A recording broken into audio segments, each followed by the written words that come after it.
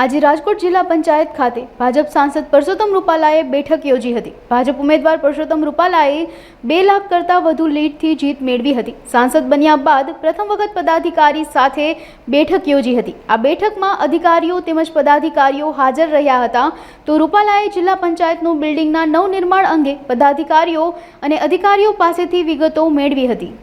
આજે ડીઆરડીએની મીટિંગ છે, જિલ્લા પંચાયત અંતર્ગત વિકાસના કામોનું નિયંત્રણ કરવા માટેની એક સરસ મજાની વ્યવસ્થા છે। એમાં સંસદ સભ્ય તરીકે એમાં આવવા માટેની અમને અનુકૂળતા હોય છે। એનું મને આમંત્રણ મળ્યું છે કે ડીઆરડીએની આજની મીટિંગમાં ભાગ લેવા માટે સંસદ સભ્ય તરીકે જિલ્લા પંચાયત પહેલી એ તો બેઠા હતા એટલે પ્રમુખશ્રી અને જિલ્લા વિકાસ અધિકારી સાથે આ બિલ્ડિંગ હવે નવું બનવા જઈ રહ્યું છે।